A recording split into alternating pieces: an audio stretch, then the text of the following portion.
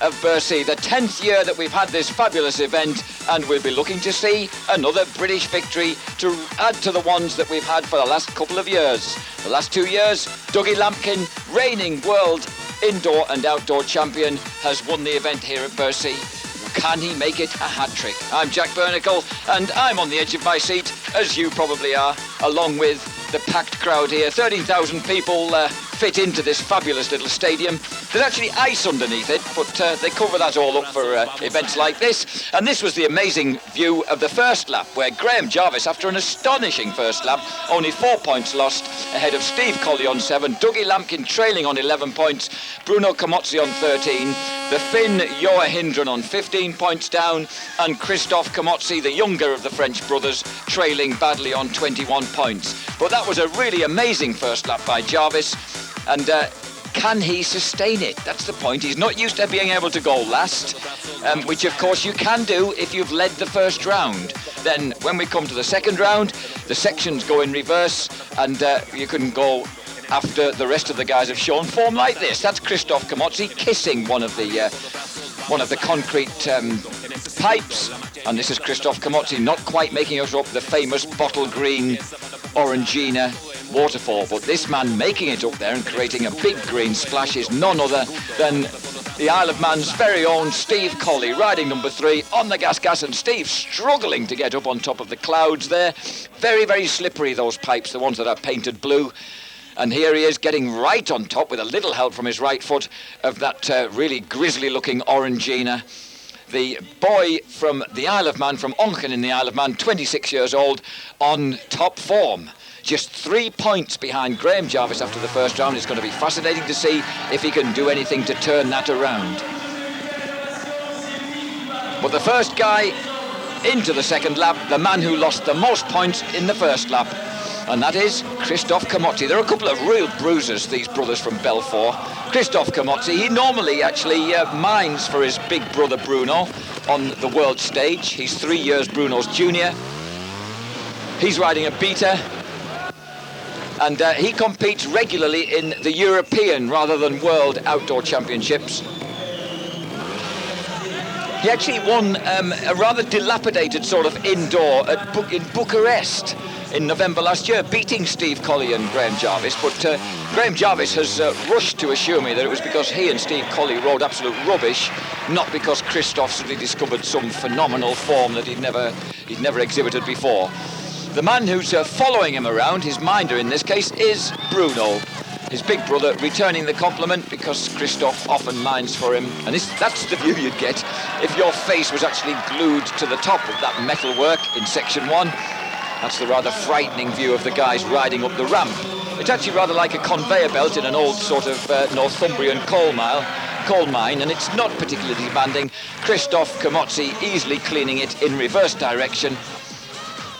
Remember, he's also got that little problem of a time limit as well, about 7-minute time limit on his lap, because you lose points for going overtime, 1 point per 30 seconds, so time is important. Oh, getting over the obstacles is important as well. Bruno Camozzi struggling just for a moment with one of the fuel storage tanks in section 2. He's going to be struggling in a sec if he's going to get up there without knocking his brother off. But I think at the moment Bruno's just offering a bit of detail advice on where he wants his kid brother to get to, and then he'll probably shift out of the way. Or is he so lacking in confidence that he thinks that Christophe isn't going to make it up here? Oh no, he has moved, giving him a fair shot at the red tank.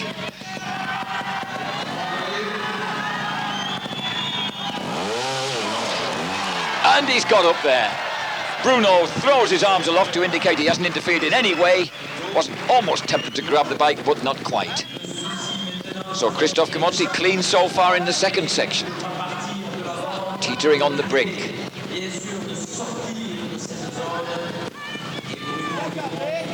These guys are as burly as they look. I was assured earlier on by Joa Hindren that, in fact, there's Bruno anxiously giving advice. I didn't say go that far. Now, find reverse gear, get yourself back up there. Apparently, Christophe Camozzi came virtually to blows with Joa Hindren's minder at the French round of the World Trials in 1998. So these guys who really are astonishingly built boys and very, very fit. Christoph wants to do more than his hobby is playing badminton, but I suspect he does rather more than that to keep himself in this sort of shape. Obviously riding trials helps. He and Bruno have finished first and second in the French Championship in both 1997 and 98. And in the year before that, he was third, with his brother once again winning it. Ninth in the Championship of Europe and won the French round.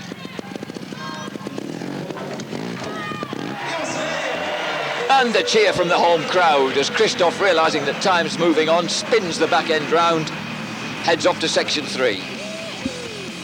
Now this is where his trials and tribulations could really begin, because section 3 has got...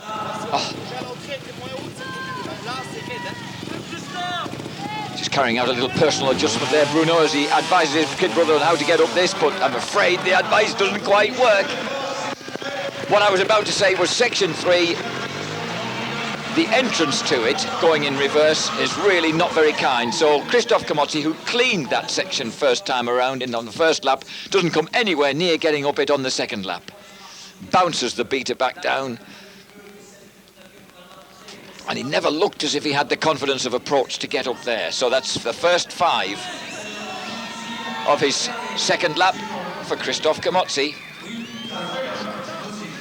That, of course, takes his total up to 26. Remember, he started off with 21. Obviously, he'd been a boxer in a previous lifetime. And this is... Oh, and that's a horrible stop. Ooh, and that was quite a blow he gave himself on that trackside banner. Christoph finding there was no way that he had anywhere to grip with the back wheel, because of course there's just the huge hole at the end of the pipe, and if the back wheel doesn't get high enough to grip the top there, then there's no way that it's going to get you over and on top. Very, very slippery. These pipes, this section 4, everybody says is very, very slippery indeed, and you can see there's no grip there to assist Christoph Camozzi and the beater to get on top of it. 31 points down. Zone 5, La Cascade, our favourite Orangina. Now this first step isn't too bad, but what the guys were worried about, what Collie and Lampkin were discussing before the event, was how huge this next step up is onto the top of the waterfall. At the moment, with a couple of failures to his credit, of course, time is at least on his side. Bruno gave an anxious glance up at the clock then, hoiking it back up to third gear for this explosive attack. Back wheel hanging as far off as he dare. Here we go, the big plant. Oh, but not big enough, and this time Bruno has to grab the front wheel to save his brother from further embarrassment. That's a big round 5. 36 points down for Christoph Camozzi. Never came near it then, at least a foot off, getting that back wheel truly on top of the lip, which is where you're going to need to get it if you're going to get up there. It really has to be another foot up to stand a chance of gripping in that evil green fluid as it comes pouring over the edge of the lip of the concrete barrel there. So Christoph Camozzi exits a briefly silenced arena because he's completed his second lap and 36 points have gone with it. And of course, he's yet got to come back to race Joa Hindren after Hindren's done his lap.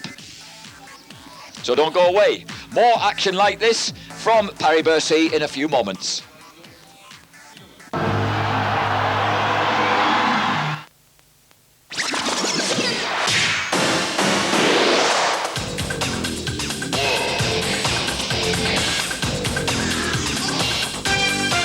Welcome to the first and biggest international motocross of the year, where you will see all the top riders, Joel Smith, Stefan Everts, Pete Beirer, Frederic Bollet and many more of the Motocross Championship 1.5, 250 and 500cc. Don't miss it.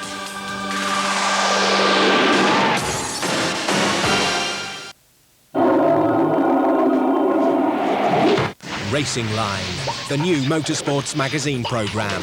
The World Rally and Motorcycling Championships, FIA GT and F3000 and more. Onboard cameras see the unseen at the races and the test sessions. Racing Line, Thursday at 2000 CET, 7 UK on Eurosport. Hasseröder Premium Pilz.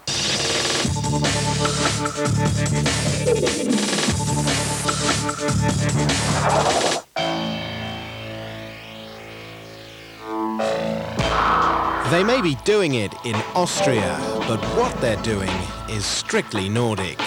Cross-country, ski jumping and Nordic combined. And they're doing it for a world title. The Nordic Skiing World Championships from Ramsau, from Friday at 9:30 CET, 8:30 UK, live on Eurosport. If you've ever dreamed of winning a computer to connect yourself to www.eurosport.com, then listen carefully to this question. Which one of these skiers ended his career in '98? Alberto Tomba, Hermann Maier, or Lasse Kuss? Don't forget, some fantastic computers must be won. And that's not all. Eurosport t-shirts are also up for grabs. So, call now. And good luck.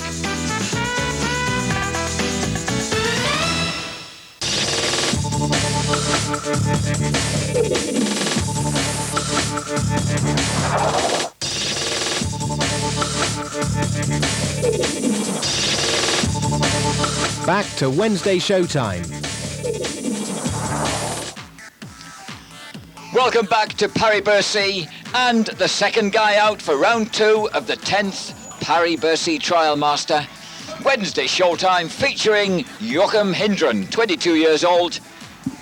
A Finn who's been heavily backed, as you can see from his magnificent outfit, by the Esso petrol company for the last couple of years. But what he is out on for the first time here in Bercy, his first competitive outing on the Montesa, the Honda engine Montesa. He's signed for Montesa through the Dutch importer for 1999, bikes direct from the factory in Barcelona.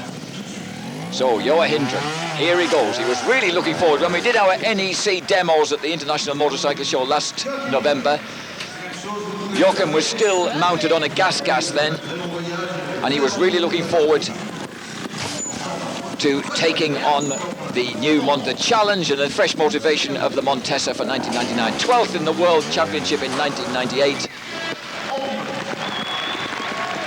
He actually comes from Espoo, just outside Helsinki. And very cheerily and easily cleaning the first section.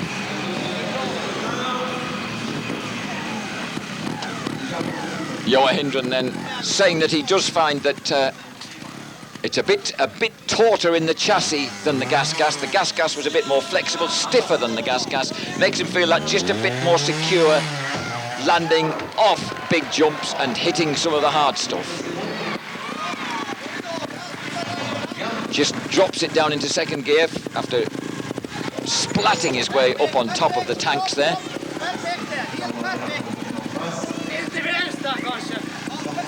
He always likes to have good beefy talks with his minders, this lad. In fact, he often gets quite fiery with them if things don't go to plan. There's his minder for this event, and that's a Swedish guy called Johan Svensson. Svensson, who actually finished 5th in the Swedish Trials Championship in 1998 and is moving into Enduros next year. The second's ticking away as Joachim struggles to get his balance before attacking the red tank. At least Johan Svensson hasn't gone up there as Bruno Camozzi did, so he obviously has faith in his rider that he's going to survive section 2 pretty cleanly. Oh, beautiful. Beautiful. Hindren drops it down, keeps the front wheel high, doesn't suffer the Christoph Camozzi problem of dropping the front wheel underneath the yellow tank. So a nice piece of riding from the Finn.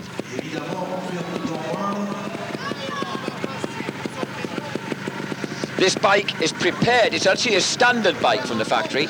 Joachim acknowledges that the factory in Barcelona is far too busy with the works bikes of Amos Bilbao and Marc Colomé to be bothered much with his. Incidentally, mentioning those Spanish stars, this event taking place the day before the second round of the Spanish Championship, the Spanish National Championship, which is why the Spanish guys aren't here. And which is why we ought to be looking at another British 1, 2, 3 as we had last year. And that's Joachim Hindren trying to improve on his first lap. 15 marks dropped on the first lap. Still 15 marks after cleaning the first 2 sections of lap 2. And that was a great piece of riding as he kept the front wheel up. Okay, now we know what happened to Christoph Komotze here. Can Joachim get the Montesa up the... Oh! Jon Svensson pleading with him to hold it there, but what can he do from there? Now there's plenty of grip on this concrete. How on earth can he get the grip? How can he get the angle to get the grip that he needs from there? He'll need a Caterpillar tractor to get himself up the rest of that. Oh, and he's trying to get an angle on it to help him, but he doesn't want to go too far over there. He doesn't want to go too far back either. Oh, a gallant effort from Joa Hindren. He nearly got it up from there, but it wasn't quite to be. So, Joa Hindren, a gallant failure on the entrance to section 3. 5 for him. And that sticks his score up to 20. That really was a brave one. That was near. And remember, his first competitive outing, he says the chassis is fantastic, the engine needs a bit of work doing. And did he heave on the front end of that bike? Oh, what, as he held it up there. Oh, and he's messed up the pipe again. Again, no grip available in thin air at the entrance to that pipe, and the big fat 5 goes up. So that's 25 points last. Hindren's tyre going right into the pipe, never giving him a sporting chance. You need the height to get that back wheel up against the rim of the pipe if it's going to grip and get you on top of it. Okay, so can Joa improve at all on the bubbling green effluent of the Orangina tanks? The Montesa importer, incidentally, Wim Suker in Holland. He's an old guy with a lot of attention to detail who Joachim says immaculately prepares these bikes for him. He's a standard bike, beautifully prepared down to every last detail. But Wim Suker used to work for Ulf Karlsson, the Swede who won the 1980 World Championship for Montesa, the last World Championship they won until Mark Colomé in 1996. Now, can he get up here? Oh, not like that, he can't. Just lost the grip that he wanted for a second. He's got to get all the grip he can. Look at that. Yeah, oh no, so near. Oh, Joachim, that's 2 that you've almost had. That was unlucky. Just for a moment, I thought he had it right where he needed it on the brink. Oh, look at that terrific expression. He is a determined young man. That was nearly there, but it had just rebounded a bit too far, gave it a bit, there was a bit too much air there. If that tyre had stuck there, he'd have been okay, but it didn't. It just came back off the wall and he couldn't get the grip and had to concentrate on hanging on to the beast. Bit of rodeo riding there. Oh, that was close. That was close. Joachim dramatically dismounting. So he also 5s the waterfall. La Cascade. Now, has a quick chat with Jon Svensson. And of course, we now have the race. Vitesse, Zone 6 is the race between the first 2 guys who've been out, Joachim Hindren and Christoph Komotze. And I know it doesn't look like a race, it looks like a fiendish long section, but in fact it is a race, and it's already caused problems tonight. Oh, we're waiting for Christoph to come back out, so it's an opportunity for the kid from Espoo to demonstrate his skills. Incidentally, if you think you need to be extremely talented to do this, well, I'm not saying that Joa isn't talented, but his first competition as a kid in the 50cc class in 1986, he finished in 21st position, which he tells me was last. And he'd improved within 4 years to become Finnish junior champion, Scandinavian champ 93, 94 and 97, Finnish champion 94, 96, 97 and a hat-trick in 98. 4th in the Europeans in 95, 12th in the World Championships 1998. And with a fresh motivation altogether, he says, with this Honda engine Montesa in 1999. Here he is, just playing for the crowd, really. That's what they're here for, they like a bit of fun. And playing to our cameras as well. Joa Hindren, he usually does his wheelies standing up, rather like Troy Corser, but that was a demonstration of the sit-down wheelie favoured by Steve Colley. Those huge cable drums that he's wandering around amongst, they are actually the race course. Oh, watch this, he does some nice one-handed donuts.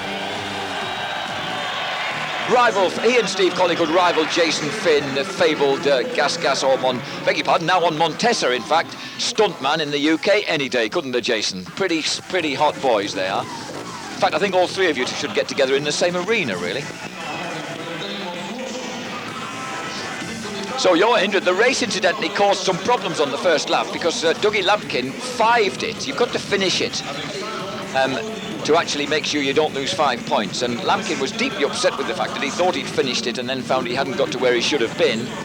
And he had a bit of an argument with Bernard Estrepo, the man who builds these sections. And Dougie was not too happy about things. Lulu Bernadelli there in the bright blue shirt, orchestrating things, trying to get the boys sorted out, trying to get them lined up. A fine pair of boys. Lulu's obviously decided that no one else is allowed in the arena on a microphone unless he's as bald as he is.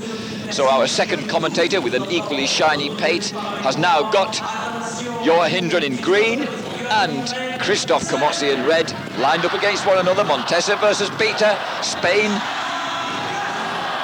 versus Italy, Barcelona versus Florence even. At the moment it's the Finnish-Spanish combination. Marge, no, not quite. Absolutely neck and neck with the Frenchman, with the French-Italian combo. But just a minute, Christophe's got his front wheel too far, and this is where it gets really nasty. I mean, how you call this a race, I don't know. It's certainly not a high-speed one.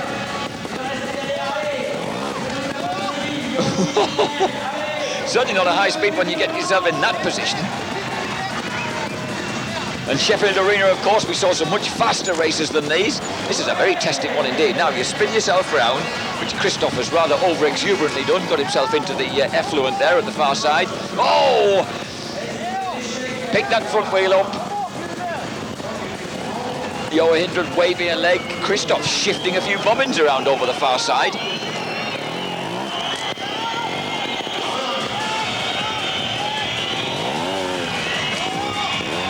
Oh, who's going to get over? And Jochem's gone. Jochem's left Christophe behind.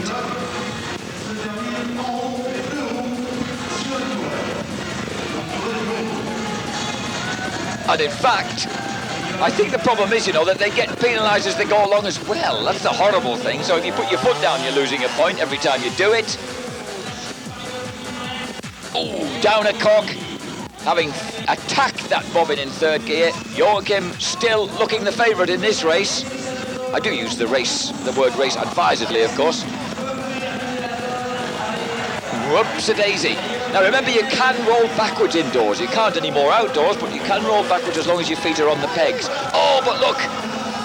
Joachim's in trouble. He dropped his foot a couple of times then.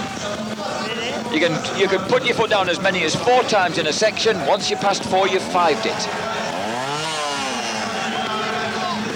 Joachim's been up there rather a long time. You've got to be careful. Christophe's on his way.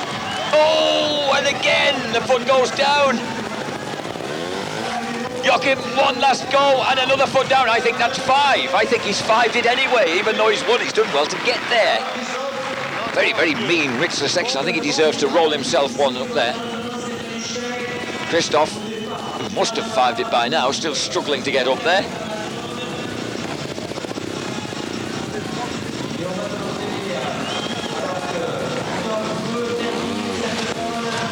And finally, to a belated roar of applause from his ever-faithful fans here in Bercy, Christophe Camozzi gets up on top of the bobbins.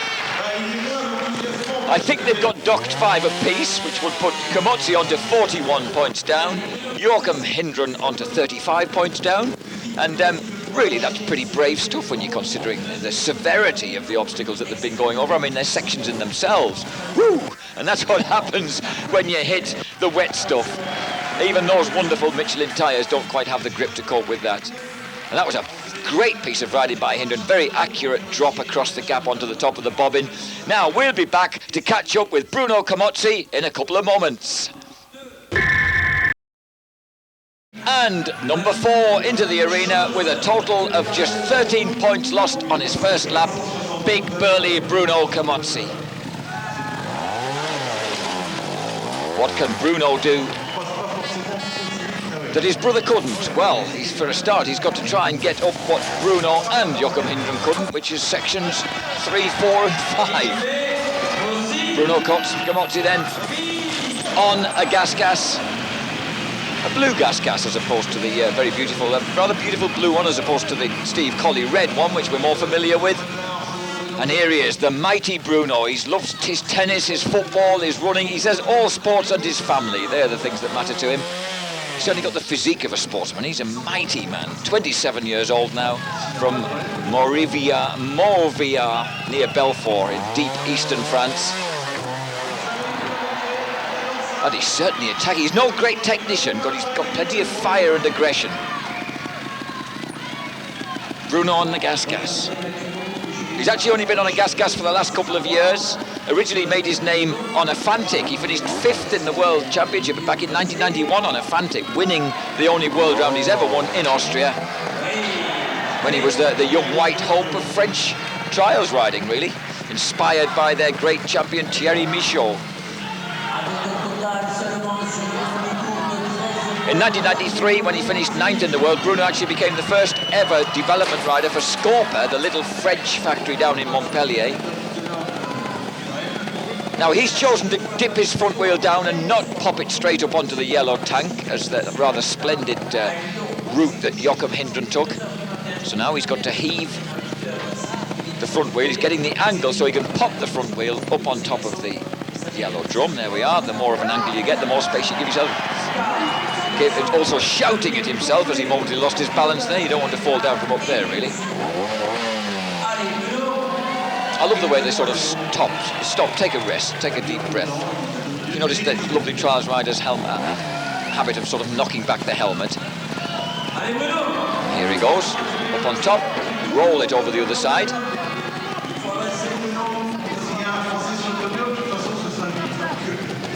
Ever so carefully.